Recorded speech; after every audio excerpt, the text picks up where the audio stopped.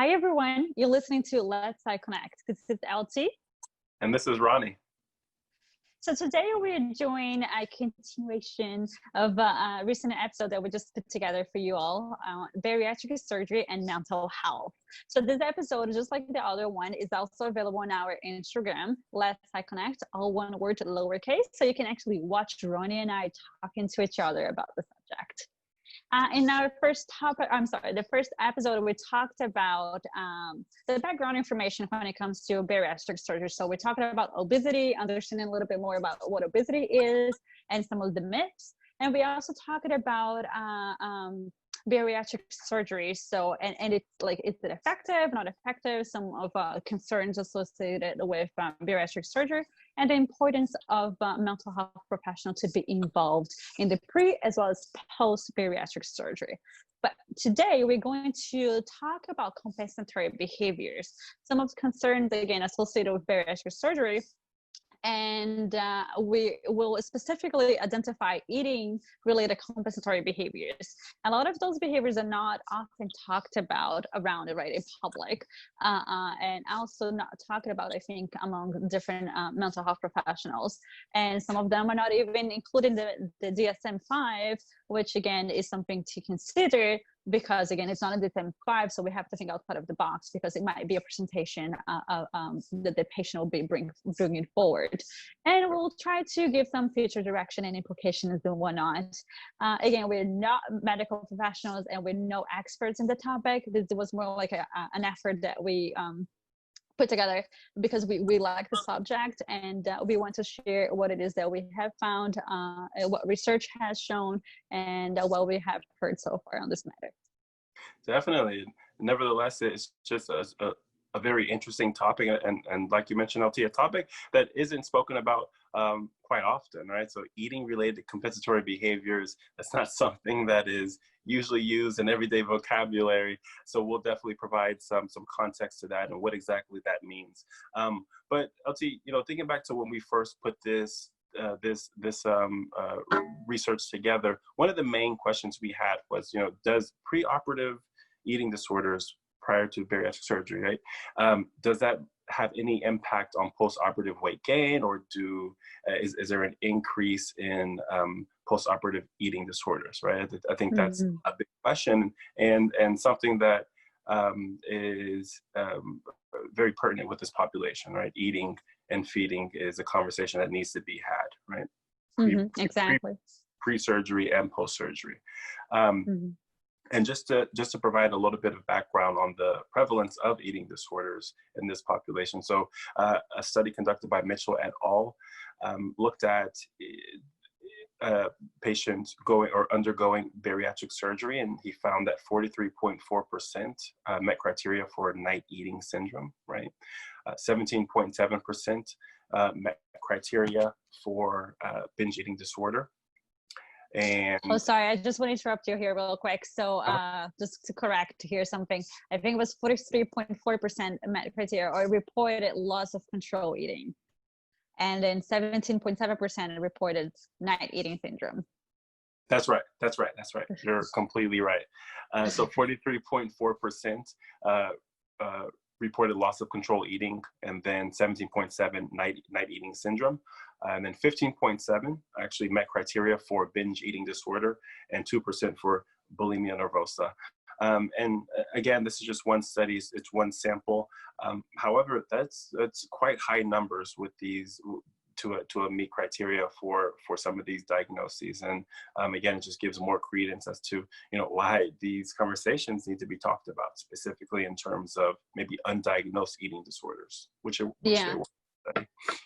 Because one of the things that we talked about in our first episode, it was the comorbidity, so the presence of other conditions, right, along with obesity. And when it comes to mental health, we talked about depression. We also talked about anxiety and social phobia. We are not to forget the presence of eating behaviors here. So the eating disorders per se, and again, there's just the idea of like loss of control eating. That's something that it's not on the DSM-5. Like, you have loss of control disorder, or let me diagnose you with this. And because you have a loss of control eating, doesn't necessarily mean that you're going to meet criteria for a disorder on the DSM-5. So we have to think outside of the box. And then it's a significant number. So almost 16% satisfy criteria for binge eating disorder. That one it's a disorder in the DSM-5. So again, we have to pay attention, like, what are some of the risk factors associated with that too? Like, what can we do, like, and how to psychoeducate this person? And again, thinking about they might be considering bariatric surgery, and is this something that is going to influence then post-surgery, right? Definitely. And another great result from this article was that they were able to identify some of the factors that could increase the binge eating disorder diagnoses, right? And just a few things with, eating more times per day, of course, taking medication for psychiatric or emotional issues, having alcohol use disorder, and then low self-esteem and greater depressive symptoms were all factors that increase the binge eating disorder questionnaire responses. Mm-hmm. So furthermore, a study conducted by Wiedemann et al. Looked at a 1-year follow-up of preoperative binge eating and bulimia nervosa patients, excuse me. And he found that those individuals who were diagnosed with a preoperative binge eating disorder or bulimia nervosa actually lost less weight post-operation. And I do want to keep in mind and ensure that although it was significant, it was not a great margin in terms of percentage with loss of weight compared to the non-diagnosed counterparts. However, there still is a significant difference there, right? So something to keep in mind that could affect post-operative weight loss. Yeah, and then so thinking about this, like, long term, will they be gaining more weight? Because again, we're thinking about the possible regain of weight post-surgery after the plateau in a way.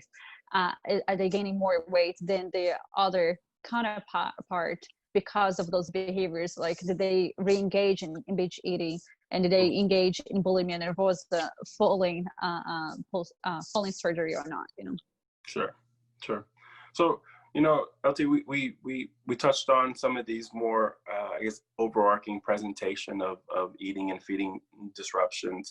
But before we get into the eating compensatory behaviors, I do want to touch a little bit on other behaviors that could arise or are present post or pre-surgery, right? So things like substance use and alcohol use. This is actually an area where it's highly comorbid with obesity, right? So studies show that there is alcohol use disorder pre and post surgery. So again, another area where mental health professionals should take into account and really ask these questions about use, how many times, and make sure that everything is covered in that area, because again, coping skills taking away, they could increase and come back even 2-3 times as strong post-operation. Exactly. And then it can cause harm to the patient, right? Because again, your system is it's more sensitive now, right? You just went through surgery. And so all the ways to protect your body, and like, they're not 100% now, right? You need to recover from surgery first, and then even if you're like right after you recovered, then you're like, okay, now I can drink. It's not like that, because just like we talked about in the first episode, it's a lifestyle change. So a lot of things have to change, including drinking alcohol and other substances. Mm-hmm. Yeah, and again, depending on the type of surgery, on the type of procedure for bariatric surgery, the stomach is much smaller, right? So even if you could drink 2 glasses of wine and be perfectly fine, half a glass, it may be a significant change, right? So just being mindful of those things as well. So of course, there's other behaviors that we have left out, but just to get to kind of the main topic of today's conversation, eating related compensatory behaviors. So LT, tell our listeners a little bit about what different type of behaviors could arise and what exactly that means. So before we get to that, all of the classifications here, I just want to point something out that it's related to eating behaviors among this population is that I think the first study that you mentioned, so Mitchell and colleagues also talked about how those individuals are more likely to eat at restaurants during the week. So like even up to 4 times a week. And twice of those times tend to be fast food. So then again, we see that habit of indulging food outside of home, which tends to be unhealthier than the ones that you cook at home, depending on, of course, what it is, but more likely because of nutritional levels and what. But again, I'm not a nutritionist. It's just what research show us. And then fast food, which again is associated with inflammatory markers and increase in weight. So with that in mind, let's talk about other behaviors or eating related behaviors, but now compensatory behaviors. So the first one and more commonly talked about is binge eating. So it's when someone eats large amounts of food, right? There's a consumption of large amounts of food. We talked about loss of control eating. What is that, right? Because it's not, again, the DSM, like, oh, you have loss of control. So there's a subjective sense of loss of control in either small or larger amounts. So the idea, again, like, I don't have control, so I can't like stop eating because I can't control myself to then like cease that behavior. Right. There's something else called picking and nibbling. So that one, I don't think a lot of people talk about, even though we sometimes see, but we don't associate it with something that can be damaging to somebody. So eating modest amounts of food over extended periods of time. So again, like, I think the name itself shows it, right? It's just nibbling food here and there, but for over extended periods of time. Mm-hmm. There's something else called grazing. So the consumption of various amounts of food over an extended period of time. So that's a little bit different, right? So instead of like modest amounts, now you're talking about various amounts. Right. There's one called a post-operative snacking. So you planned snacking throughout the day with the notion that it's less food than full meals. Mm-hmm. So you see how there's like this rationalization here. Okay, so if I eat less here, but I space it out throughout the day, then I'm eating less food, so it'll be better for me because I won't gain weight that way. Not saying anything. There's a lot to that too. And there's a couple more. I think there's one more run if you can share with our listeners. Yeah. So the last one is pretty interesting. It's called post-operative refusal to eat, right? So this actually is going to be the converse of what we've been talking about. We've been talking about an increase of eating, or an increase of the period in which one eats. And this is actually a refusal to eat. So this is an individual who is taking it to the extreme. So, right, you obviously, post-surgery, you are going to have to decrease the amount of food consumption, right? And that's something that you'll work with your nutritionist or dietitian, and the physician and mental health professional, and doing it in a healthy way, right?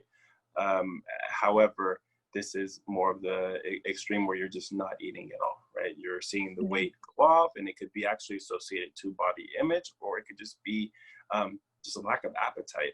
And the interesting thing about this, and we'll get into it a little bit later, is there's actually a proposed criteria for this, right? So researchers have seen this quite a bit, and they're proposing a criteria. It's a little bit dated, right? I think it's from the mid 2000s. However, it's still pertinent, and the criteria hasn't been put into place yet. So it's still a topic of conversation. Yeah. Mm-hmm. So research shows that, compensatory behaviors can have an effect after bariatric surgery. So these behaviors you talked about, LT, although when you say picking and nibbling or grazing, these things that may be commonplace and talking about, research shows that there's actually an increase in weight gain. So it does, over time, it does impact how quickly somebody is losing weight. And again, if it gets to a point where it's to the extreme, it can actually impact the surgical procedure, right? Again, stomach has shrunk in some areas, and you just can't eat as much as you used to, right? So that just gives credence to why it should be assessed quite a bit beforehand. Yeah, and those things that might not show up in one's assessment, right? Because again, it's not something that one, we're observing, and two, we're not running through because like the questions maybe don't assess for that, or again, it's not a DSM-5 criteria. So it just shows the importance of like one, become more educated, more competent in the matter, so that when you do an assessment, it's a thorough assessment. Yeah.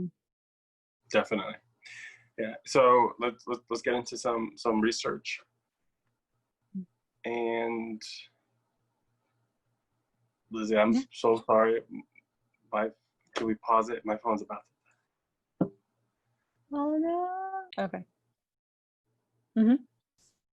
First article we'll talk about is conducted by Meany and colleagues in 2014, and they really delved into the question if the specific compensatory behavior of binge eating is associated with less weight loss and more weight gain post-surgery, and it actually was. So they followed a group of individuals who were confirmed to have some of these binge eating characteristics, and it showed that the occurrence of this specific compensatory behavior was associated with psychopathology, lower self-reported health-related quality of life, and of course, lower weight loss post-surgery.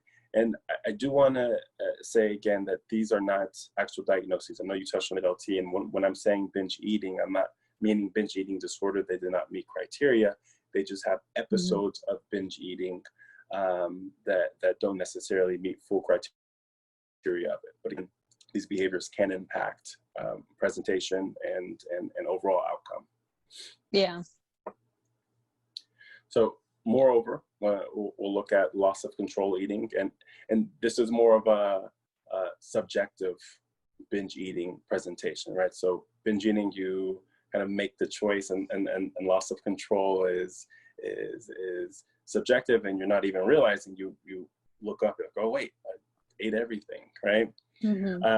So White and colleagues looked to analyze loss of control eating over 24-month. It's called like a multi-wave follow-up study.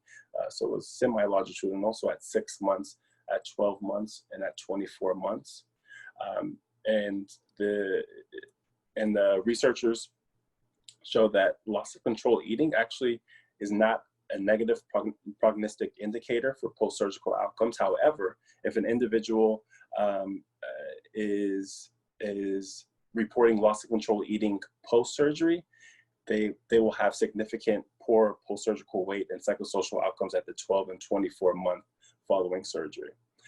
So although this particular research does not show that pre-surgical LOC leads to negative outcomes post-surgical, you still want to obviously assess for loss of control eating, but it seems that post-surgical loss of control eating, if that comes about when it was not there pre-surgical, actually leads to some of those more maladaptive behaviors and outcomes. Yeah, it shows again the importance that it's not associated before, but it shows the importance of like a mental health professional. It needs to be part of the post operation phase. So just going down the line, looking at picking and nibbling. So Connie Sao. Okay. how's my Portuguese there? That's okay. and colleagues in 2014, they conducted a cross-sectional follow-up study. So at 6 months, 1 year, and 2 years, which, by the way, I love these studies. They really give a good look at the patient and how they're working through realistically post-surgery, right? So that the assessing them at multiple periods, not just right after surgery when things probably are looking a little more promising. So individuals who were observed to have picking and nibbling had significantly less weight gain, or significantly more weight gain, and non-behavioral variables were also associated with weight loss with this population. More so, it seems that just because picking and nibbling is not at the core of the psychopathology of some of these eating related disorders, it may be dismissed by clinicians and researchers. And so again, this particular article speaks to the fact that, okay, look, picking and nibbling individuals do have more weight regain post-surgery. So it is something to have a conversation about, even if it is, oh yeah, I picked throughout the day, it wasn't anything. Over time, especially with this type of operation, it actually does have an impact, research shows. Yeah. And just like it said it over there, right? You just mentioned, so it's not something that we are mindful about it, unfortunately, or we're not trained to consider. I mean, like now, I guess we are, but most people are not. They don't receive that treatment, or they just go through the criteria for different eating disorders. But do you usually ask, so do you pick and nibble throughout the day? Like, how's that, Right. So I don't think it's in the mind of many mental health professionals, and I think it's important to be. Sure. So continue the pattern. So Coles, Dixon, and O'Brien in 2008, they looked at both loss of control eating and grazing, and if there were two high-risk factors following bariatric surgery. And this is actually very interesting. So individuals who mentioned that they did graze or met, not necessarily criteria, but met the behavioral criteria for grazing and loss of control eating, had a 94% continuation rate post-surgery, right? So pre-surgery, if they met that behavioral checklist, they continue to do it post-surgery, which, that is a high prevalence rate, LT, but if we think about it, just as mental health professionals, that isn't necessarily surprising to us. So if that wasn't the topic of conversation, if it wasn't something that was spoken about in therapy or attempted to decrease, we are human. We are going to go back to the things that we feel more comfortable, to the things that we use as coping skills. So 94%, yes, it is very high, but at the same time, it's almost expected, right? Yeah, and a lot of those people might not even realize that that's the problem, or that might be their problem, like one of the contributing factors, right? And so it wasn't brought up to their attention, or they don't come to realize that, like, I need to change this. So why change something that I don't think needs to be changed?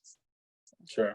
So with these individuals, they were found to be associated through assessments with lower dietary restraint, higher dietary inhibition, and depressive symptomatology. So again, important factors that need to be addressed.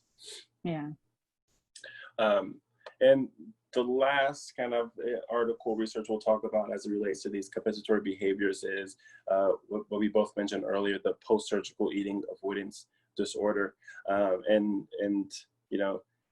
this for me, I actually personally, saw a few patients that presented with, it's not a diagnosis, but presented with more of a inclined or disturbed body image, right? Which led to just a lack of eating, almost a reduction of complete food intake. And while that is not the norm, it's something I think that we need to think about if we work with this population, right? And the idea is, yes, decrease weight to become more healthy, decrease weight to increase quality of life, decrease weight to decrease other medical complications. And if the conversation is around weight, we can kind of see that there's a door opening to where this individual almost becomes, I don't want to say the word obsessed, but almost becomes highly vigilant of weight and what they're taking in, right?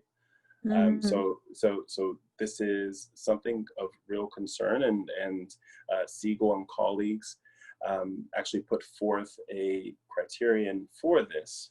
And I'm not going to go over all of it. There's 10 criterion there, but basically it looks at patients who have had bariatric surgery in the past 2 years, have had a higher speed of weight loss normal than regular patients, is using purging strategies to reduce food intake, and these aren't related to binge eating episodes, right? So they don't meet criteria for binge eating. And there's this overwhelming fear of going back to preoperative weight, a fear of weight regain. This patient perceives a positive return and loss of weight, right? even if the evidence is contrary. So if individuals are telling them, like, listen, we're concerned of your weight, they feel that it is positive because they are losing weight. And then of course the body image dissatisfaction and distortion piece. So there's much more going on with this criterion, but I think it's very important to talk about. We've talked the majority about more of these I guess like positive symptoms where you're presenting food, and this is a real concern.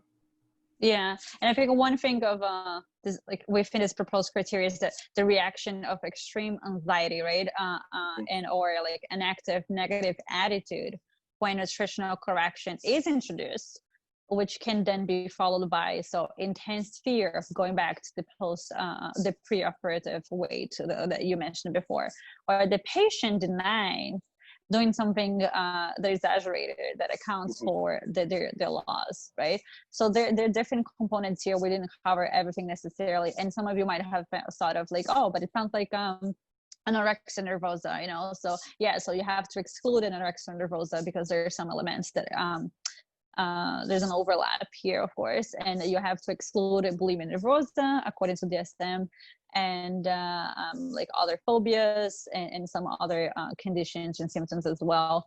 But then again, like this is very focused on, this is very associated with the post-surgery that events and those behaviors and the thoughts and attitudes towards their weight, it's present post-surgery. And so I think that makes the quality of this criteria here. Definitely. So that concludes just our overview of the compensatory behaviors and with this population, eating related, of course. And I hope that we were able to give some new vocab, some new insight on maybe words that didn't have much of a meaning beforehand, but specifically with this population, being able to sit down and, if it's not on your checklist or on your evaluation checklist, adding that in at the end and making sure that you hit some of these points, because as the research shows, and it continues to show, although not addressed, although not assessed with the majority, these are behaviors that could impact not only the medical presentation but psychological presentation as well. Yeah, and one thing though to keep in mind here as a mental health professional that might be doing these assessments or evaluations and whatnot is the fact that there are different assessments, like different tools out there, and that it can actually pose as a problem rather than a solution, because there might be a lack of consistency and different information might be gathered by a measure and then it won't be gathered by a different measure. So then again, like maybe hospital A is doing very thorough assessment, but then hospital B is not doing that thorough assessment, when the whole country or the whole world, I think it's important to be on the same page when it comes to doing an assessment for those type of patients and any type of surgery, I guess, so that we know what to look for and everyone is receiving the same type of treatment and the fair treatment before and after surgery too. Another thing to keep in mind, like those research that we cover here, even though it's great that they look at a different point, we did talk about in our first episode that there's a plateau and then a gaining of weight after 2 years, potentially after 2 years or within the 10 years. So the studies that we cover here talked about assessment, right, within 1 or 2 years, like before those 10 years. So maybe it would be interesting to see and meet with those patients following 10 years, right, to see how they're really doing like long term, which again, it's not that easy when it comes to research. Nevertheless, it is necessary so that we gain information and learn, because what we see in the 2 years might not be what's passed in the 10 years. And then we want to prevent and also act towards those 10 years, right? Because you want to live longer and have a quality of life, and 10 years might actually be bring us more information. Sure. Yeah, so we gave some considerations in terms of those behaviors. So some other considerations when evaluating this population of preoperative is being able to understand what type of bariatric procedure they're actually undergoing, right? And we say bariatric surgery, and it's kind of a umbrella word, but there's actually multiple types of different surgeries: vertical banded, LAGB, row and neck. So understanding what that means, and maybe that presentation could actually impact how they're functioning as well. Post surgery, the type of assessment you're doing, you touched on it earlier, LT, there isn't a universal assessment. Unfortunately, it's difficult to create one and to have it standardized. So of course, there's going to be differences in multiple clinics, but doing your due diligence as a mental health professional and making sure that you have a comprehensive assessment and using not only a checklist if you have one, or if your hospital requires it or clinic requires it, but also doing that face-to-face interview and getting some of that emotional, empathic variables as well. Exactly. So it's a combination of tools, right? Like it's not just the pre-surgery pre-bariatric surgery assessment. It's a bunch of assessment, a bunch of tools, so that you can gather a lot of information via the paperwork, but also the face-to-face and talking to the person, and perhaps following the patient over treatment, like number of series of sessions, or refer the patient out if it's not the case for you to see the patient. Yeah, definitely. And again, it depends on the clinic. It depends on insurance. There's so many, in the real world, there's so many different variables. But if possible, as you mentioned, continue to see that patient, because maybe the first 2 months post-surgery, they're doing well. They're losing the amount of weight that they want. They're starting to become happy. But again, that doesn't tell the whole story, right? And that's some of the research that we saw. Some of the things may start popping back up, especially with that plateau. Yeah, and one of the things that we didn't necessarily talk about, but it's often important to assess, is patients' beliefs. Beliefs when it comes to weight, appearance, self-esteem, food, right, lifestyle, and also access to resources, because maybe their surgery has been covered by insurance, and it doesn't mean that they have money or knowledge and resources available to cook a home meal, right, or a healthy meal, and what the understanding of a healthy meal is and whatnot. It's definitely our duty to provide some of those the psychoeducation and psychosocial implications post surgery, right? And the surgeons do a great job at describing what exactly is going to go on with the procedure, what to expect, and things related to that medical aspect.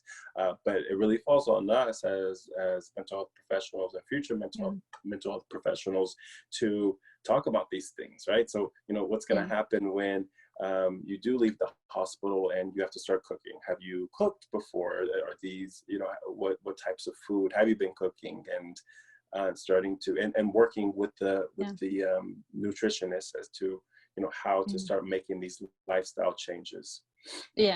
So I know we talked about so many things in these 2 episodes.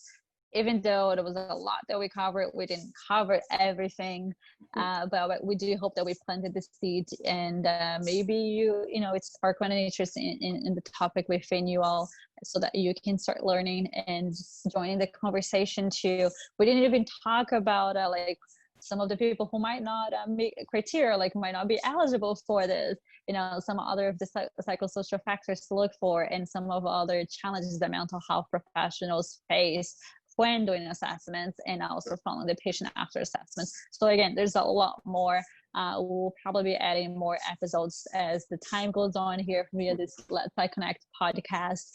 Feel free to suggest topics and ask us questions. And also, just to clarify something, I know that we mentioned that those who do meet criteria will be with the BMI greater than 40, so our class 3 of the BMI. But we do know also that people with BMI below 40 also go through bariatric surgery. So follow the criteria when it comes to like the medical professions, because in the end, they're the ones who know more about the BMI than we do here when it comes to understanding the physiological factors of the person undergoing bariatric surgery. Nevertheless, we are happy that you were connected with us, and stay connect with us in between episodes on Instagram as well as Facebook and Twitter. Let's Connect, all one word, lowercase. And remember, let's connect.